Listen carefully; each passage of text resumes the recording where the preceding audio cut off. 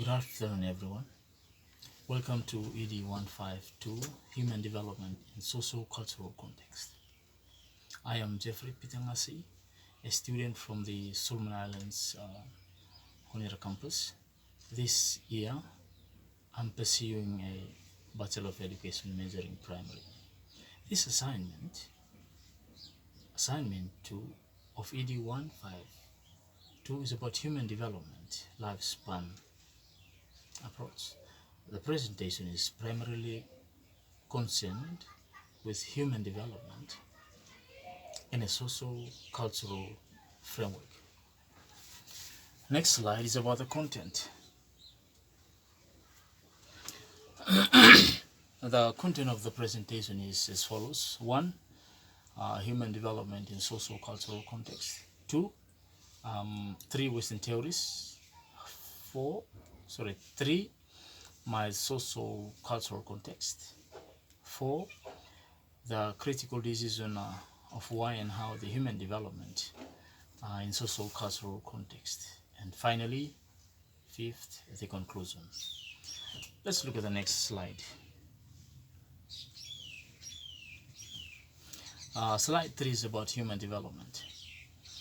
Human development is a continuous process that occurs throughout the course of a person's lifetime. Family, community, culture, and geography are all important variables in our growth across time. And it is these contextual factors that receive the most attention from conception through the old age. The content focuses on the biological processes and underlying physical, cognitive, social culture, and emotional development. Many beliefs claim that development begins with a child, when a child is born, while others claim it begins when a child has the first sexual encounter. The solution to this problem will be announced throughout the presentation. But as human development is a socio-cultural context, depicts such a process as a new beginning. In Figure 1, it is here that the youngster is exposed to his or her family, culture, community, and surroundings. A youngster learns to adapt the situation on which one expresses enthusiasm for a new person or object, such as an idea, plan, invention, or innovation. There are numerous definitions for the image on slide 3 in terms of human growth. A new day is a new beginning for your new life with discipline, according to Ron 2014. And you'll be amazed at how much progress you'll be able to achieve. As a result, human development refers to a person's life path. Let's go on to the next slide. Now, there are 3 Western theories that we're going to talk about today. And the first one is the Jean Piaget's theory, the first theory. In Figure 2, you'll see how Jean Piaget says about the development of a child. So in Figure 2, Jean Piaget's child development discoveries one of the most significant figures in the field of child development. Jean Piaget, on August 9, 1896, he was born in Neuchâtel, Switzerland, and on 16 September 1980, he died in Geneva. He was the oldest son of Arthur Piaget, an university professor of medieval literature, and Rebecca Jackson. He found his cognitive development theory on the premise that children actively generate knowledge as they explore and influence the environment. Piaget is fascinated with the evolution of the mind, the thinking, and how it connects to childhood development. His hypothesis, which he first proposed in the mid 20th century, has four stages of cognitive development. His theory is now considered as one of the best. As a child grows and their brains develop, Piaget's hypothesis is based on four phases of cognitive development. Until the beginning, there is the sensory-motor stage, which lasts from birth to age 2. The assumption that infants think and influence the world around them is used to define the child. This accomplished by employing all five senses: the sight, the hearing, the touching, and smelling. The infant development object permanence, or the idea that something exists even if it is not visible, says Bogarts, Sinsky, and Sillinger 2000. The second stage is the pre-operational period, which lasts from the ages of 2 to 7. At this age, a child has begun to learn languages, but his or her thinking is still limited, and perception and understanding are dominated by appearance, such as how big, how little a glass is. And finally, there is a definition operation stage for child age 7 or children age 7 to age 11. A youngster at this age is attempting to do concrete operations, as well as recognize and understand proportions, conservations, and other concepts. A child, for an example, is breaking a glass with a hammer and feather, knowing that if the glass is broken with a hammer instead of a feather, then it will break. Finally, from the ages of 11 and up, Piaget referred to the stage as the formal operation stage. The youngster has reached a point in their development where they are attempting to prove something. It's when they strive to abstract their thoughts and development logical arguments, playing online games like Legacy of Discord, for example, requires you to actively think about how to play at each stage. Next slide is about John Locke's theory. John Locke was an English philosopher, as others may have said, and physician who is often considered the father of liberalism and one of the most prominent Enlightenment theorists. He was born in Brington, Somerset, England on August 29, 1632, and died in High Lever, Essex, on October 28, 1704. Many of his ideas, many of his ideas and substantial impacts on other prominent Enlightenment thinkers such as Immanuel Kant, David Hume, Jean-Jacques Rousseau, came from him during the early European Enlightenment in the 17th century. According to Locke's view of infant development, children are born with no knowledge and a mind that is as blunt as a slate of blank paper. He goes on to say that youngsters learn from a variety of sources and get experiences from those sources. Parents and caregivers must spend more time with their children to help them learn and experience new things than nature.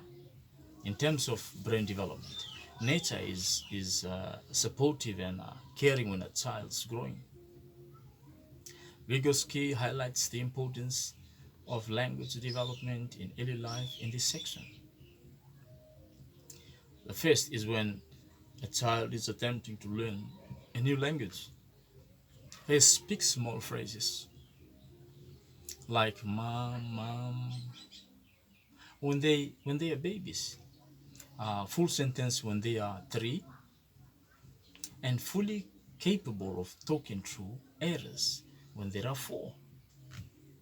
And in figure 3, you'll see that a teacher is attempting to load young children with appropriate training, since the comprehension of locus thesis is a dread of a child growth. She also showed them how to work with materials related to early childhood development. This hypothesis is most applicable in our situation, as it assumes that a child learns new things after birth. Next slide is about Vygotsky's theory. Let's look at how Vygotsky said about the growth of a child. Lev Vygotsky was born in Russia in 1896 and died of tuberculosis at the age of 37. Most of his hypotheses were never fully developed due to his early death. However, Vygotsky's theory, on the other hand, claimed that every child learns best through social interactions. The most significant aspects in a child's growth is the environment. In the growth of children, their family, society, and church all play a vital role in the development of a child. Different tasks, even in the zone of proximal development, cannot be completed alone, but easily accomplished with assistance.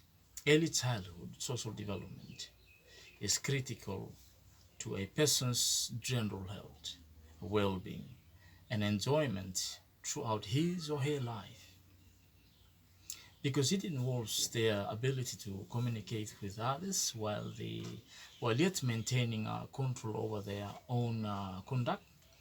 The self-assurance of a youngster. It is attempting to obey simple rules in games and events in Finger 5. They can be demanding and disobedient at all times, and they may display independence and loyalty to a simple companion. Most youngsters begin to create friendship, compare themselves to others, initiate or participate in play with other children, and make up games according to looks. The goal of the teacher at this early stage is for the children to develop social in a healthy manner. Right, these are all about the 3 theories which I've gone through the research I made. Let's look at the transitional. In any cases, the first 4 slides inform us about Western child development, and it refers to a demographic groups, shared traditions, habits, routines, and beliefs. Let's look at Finger 5.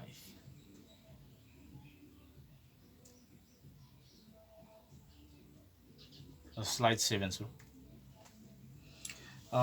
Slide 7, it's about the environment in a social cultural context. Social cultural context is a phrase that refers to a social and cultural characteristics, and it refers to a demographic group's shared tradition, habits, routines, and beliefs. Finger 5 predicts a child's lifelong development. in our socio-cultural millennium. In an informal manner, caretakers or parents began to teach the young star. Initially, most cultures considered a child to be what John Locke's thesis stated. A child is born without information, and it is the caregiver's or parents' obligation to teach the infant what they anticipate from them as they grow up. Now, whatever they are given determines how capable the brains will become as they mature into adults. As a result, the image depicts the child's brain as a pristine forest. The landowners are responsible for clearing the forest and planting whatever they want. Slide 8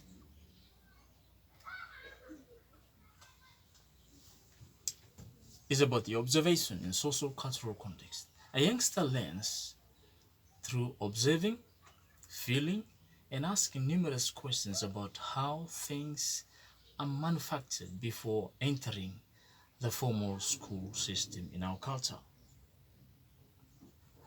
Mark Givney defined informal learning as non-course based but intentionally learning activities that occur outside of a dedicated learning environment and arise from the activities and interests of individuals or groups, but may not be recognized as learning. Learning by doing, listening, observing, interacting with others, and so on. As a result, Finger 6 clearly demonstrate that youngsters learn by seeing their father constructing a canoe, make your own decision while critically examining and building a daggered canoe or boat. Erickson's theory demonstrates that mastering attitudes, ideas, and skills at each stage of development makes a positive contribution to the development. In our socio-cultural setting, every parent is responsible for the child's successful development. Next, let's look at slide 9. Slide 9 is about cultural inheritance in socio-cultural context, its importance. And Finger 7 has provided a very important heritage in our culture. In addition to that socio-cultural context, anyone who fails to participate in such festivities is not from one of our tribes. Hence, cultural dance is a way of our community to adjust to a new way of knowing who we are. It is a cultural legacy that is applicable to a family, society, religion, and cultural standards when a youngster learns to listen, memorize patterns, respect elders, work together, distinguishing both materials, and identify particular designs best for such cultural dance and many cultural norms. We believe that this is where our growth begins. As a result, by that time they started formal education, their personalities had already been formed. Bowlby's theory has been proven correctly. Next slide. Slide 10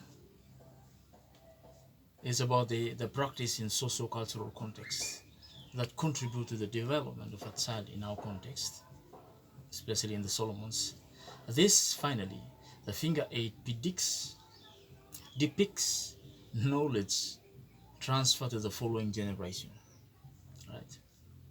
In front of a hut, parents, teens, children, and the elderly gathered to organize themselves. An elderly person is attempting to impart some vital information about their culture and custom to the younger generation. Your company is our company, right? The one-talk system saw the majority of families living in extended family. We rely on one another for survival, exchanging items and ideas, making adjustments, and seeking aid from our elders when needed because they are better knowledgeable about our tradition and customs. We feel the youngsters will excel in group work and formal schooling exchange in this situation. Let's go on to the next one. Next slide. Slide 9, slide 11 has mentioned a very important question here to the development of a child. It says why human development is so important in our context. Yes, human development is crucial. Yeah, it is through it that we may comprehend our own growth and expectation in life. In this section, we will learn about several common facts. The research aids us in better comprehending our own life experiences. This aids individuals in gaining a personal perspective of how the childhood experience shaped the adulthood. It also helps contextualize the ups and the downs of life in self-discovery by learning how social context influences development and other understanding. Furthermore, everyone is interested in the development of a child. Family, religion, and social perspectives all contribute to and promote a child's growth and development. Next slide, slide 12. Let's look at how important it is in understanding the growth of a child. According to the study of human development, the resourcefulness of the human resources of the day is the beginning of a human being with proper teaching, shaping, and molding. The beginning of a man has a significant impact on the quality of a country's development. The structure of how the child's development is quality and is discussed on slide 12. The integration of related discipline and offered according to the circumstances of a child, such as calling their parents dad or mom, but not their names, is a better start, like John or Anne. In addition, teaching at the appropriate time is critical because most parents are educated in the 21st century. Every child should receive the appropriate education at the appropriate timing. Teaching a family's daily schedule and when to do what is a good example of such process. Finally, by doing so, the child's growth is expected to be on schedule. Such as when a youngster begins reading at the age of 6. This is due to the fact that a youngster is providing the proper timing. And the final slide is the conclusion. To conclude, ladies and gentlemen, the study of human development is a socio-cultural framework. It is critical for the third world countries as we are, not to ignore culture, but to reconcile it with the arrival of Western theories.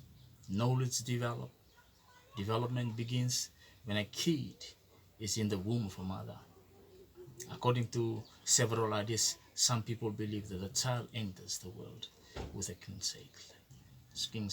slate, while others believe that the child